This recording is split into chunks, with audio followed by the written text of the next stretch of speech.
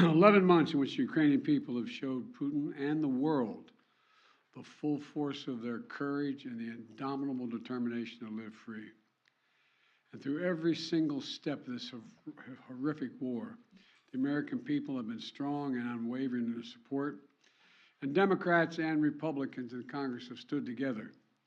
The United States has worked in lockstep with our allies and partners around the world to make sure the Ukrainian people are in the strongest possible position to defend their nation, their families, and against the truly brutal aggression of Russia.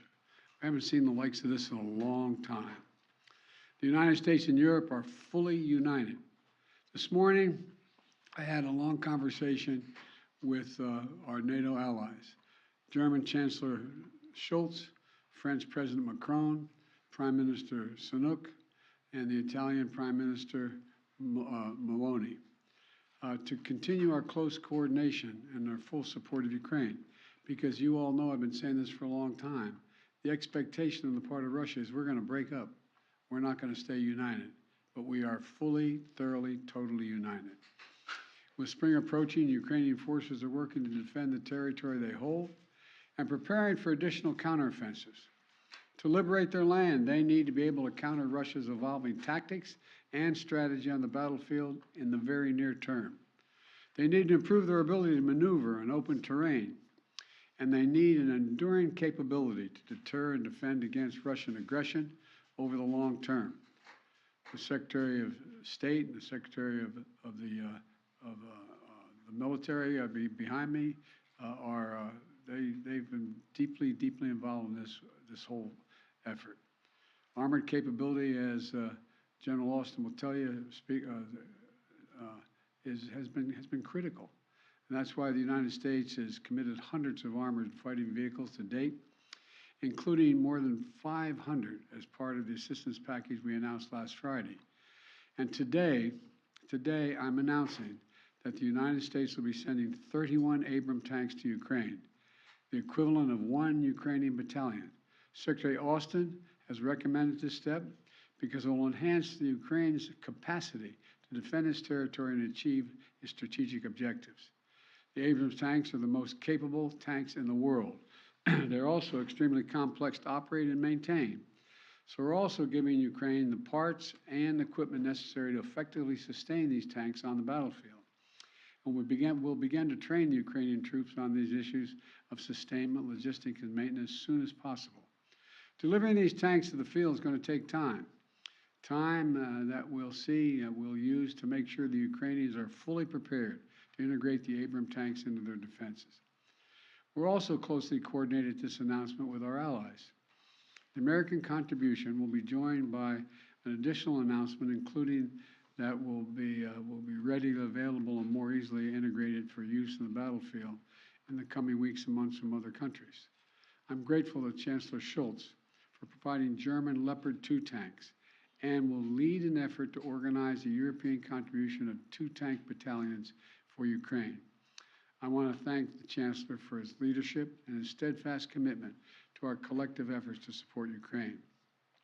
Germany has really stepped up.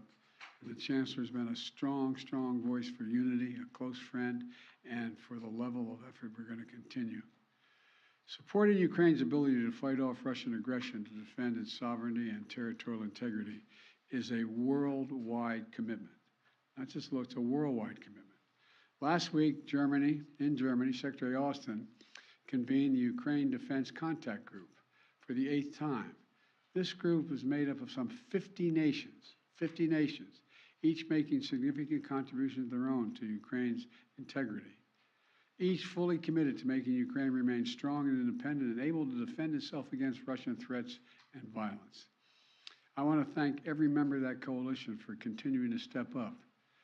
The UK, the United Kingdom, recently announced that it's donating Challenger 2 tanks to Ukraine.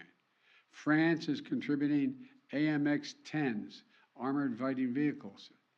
In addition to the Leopard tanks that Germany, like the United States, Germany is also sending a Patriot missile battery. The Netherlands is donating a Patriot missile and launchers. France, Canada, the UK, Slovakia, Norway, and others have all donated critical air defense systems, to help secure Ukrainian skies and save the lives of innocent civilians who are literally the target of Russia's aggression. Poland is sending armored vehicles. Sweden is donating infantry fighting vehicles. Italy is giving artillery. Denmark and Estonia are sending howitzers. Latvia is providing more Stinger missiles. Lithuania is providing anti-aircraft guns. And Finland recently announced its largest package of security assistance to date. You may remember I was asked a while ago what I think was going to happen. And I said, I let Putin know. He thought that he's going to end up with the Finlandization of Europe. Well, he's got the NATOization of Finland. He's gotten something he never intended. Together with our allies and partners, we've sent more than 3,000 armored vehicles, more than 8,000 artillery systems, more than 2 million rounds of artillery ammunition, and more than 50 advanced multi-launch rocket systems, anti-ship and air defense systems, all to help counter Ukraine's brutal aggression that's happening because of Russia. And look, today's announcement builds on the hard work and commitment from countries around the world, led by the United States of America, to help Ukraine defend its sovereignty and its territorial integrity.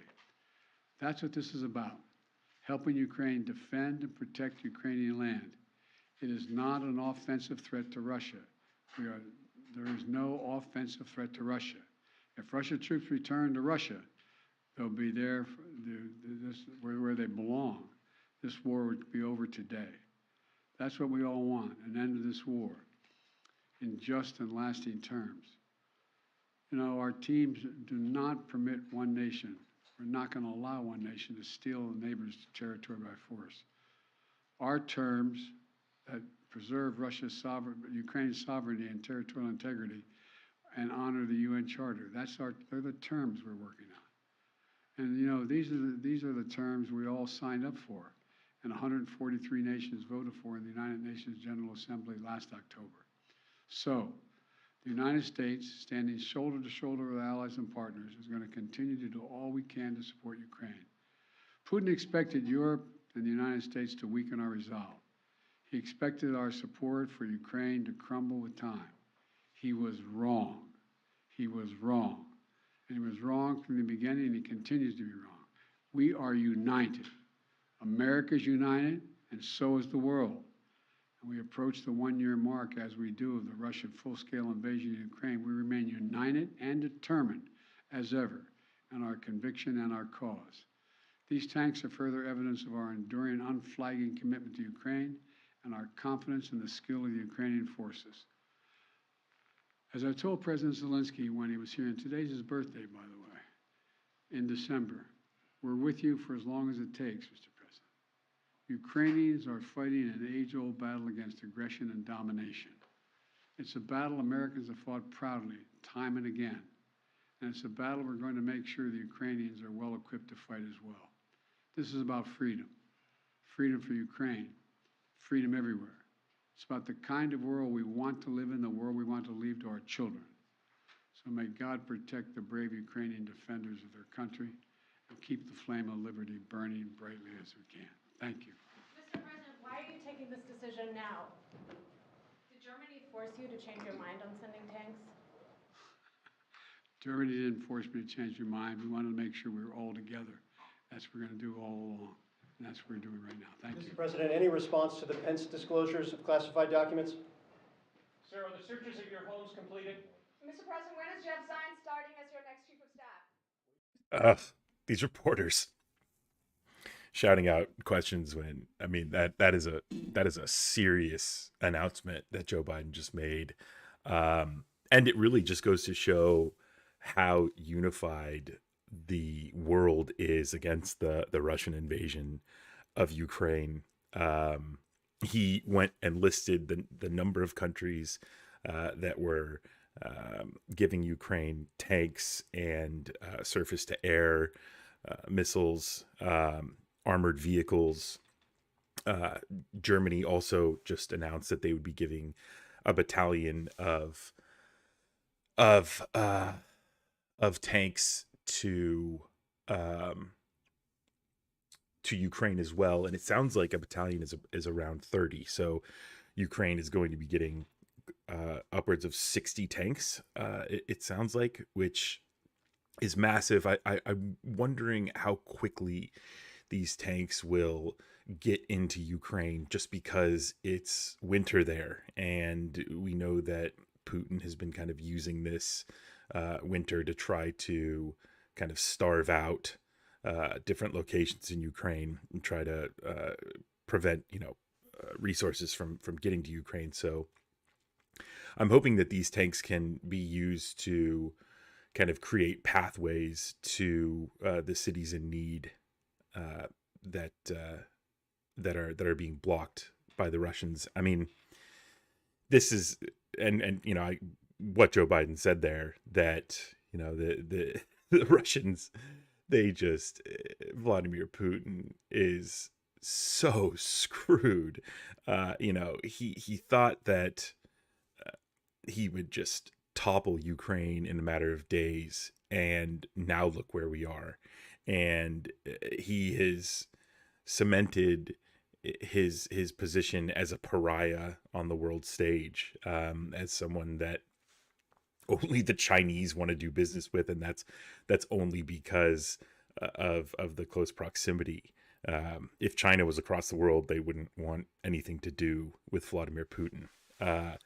So what this also does is this just focuses the attention back on Ukraine, because like Joe Biden said, it's, the government is going to stand by Zelensky and the Ukrainians for as long as it takes. Now, the American people, back when Russia invaded, there were protests there. It was all over the news. Now that has kind of faded, simply because, humans' attention spans aren't that long. But what this does is, announcements like this, where the world comes together and says, we're now going to put tanks and armored vehicles and surface-to-air missiles in Ukraine, that perks everybody's ears up again, and that makes everybody kind of pay attention, and that brings Ukraine back to the forefront, which, again, Vladimir Putin hates it. He hates people focusing on the atrocities that he's committing, and this is just a peaceful way. Well, I mean, I don't know about peaceful, but it's a measured way of pushing back against the tyranny that is Vladimir Putin. So, great move by Joe Biden. Ukrainians are celebrating this. They've been wanting this for a long time.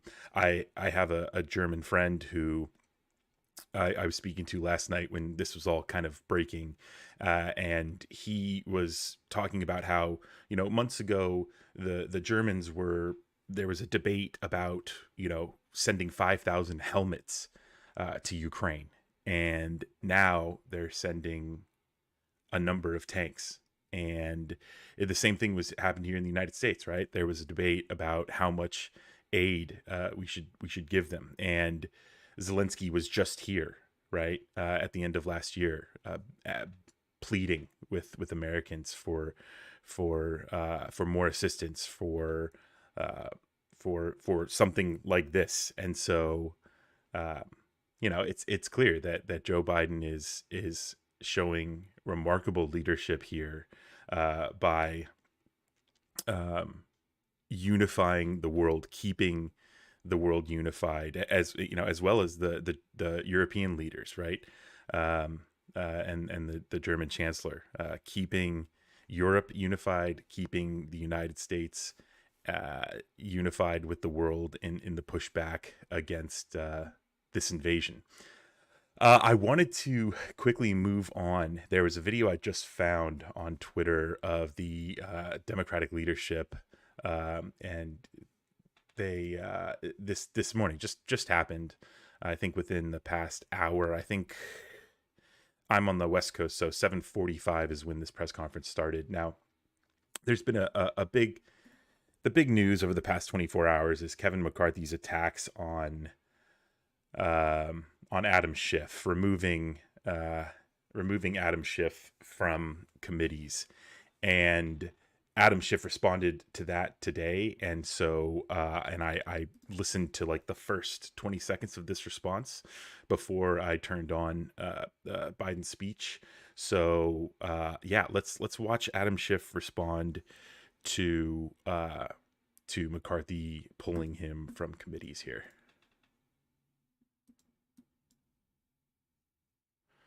Let's see. So you guys can see him right there. That you should not be on the Intelligence Committee because he says that you've told lies, including about former Chairman Nunes. I want to give you a chance to directly respond, and also to you, Representative Omar, to the accusations that are laid against you. Well, I can just say that Mr. McCarthy's rationalizations, justifications keep shifting. The cardinal sin appears to be that I led the impeachment of his master in Mar-a-Lago for withholding hundreds of millions of dollars in military aid from Ukraine, a nation that was even then at war with Russia, in order to extort that country into helping Donald Trump's re-election campaign. We proved those facts and got the first bipartisan vote in the Senate in history to remove a president. Kevin McCarthy calls that a hoax. Well, it was not a hoax. But he will do the former president's bidding. He is entirely reliant on the former president, and this is something the former president wants. But I can assure you that if the former president or Kevin McCarthy believes that this is going to stop any of us from fighting to protect our democracy, they're going to find out that the opposite is true. It only will intensify our commitment to doing so. It's really funny that we can equate Kevin McCarthy to Vladimir Putin here, right?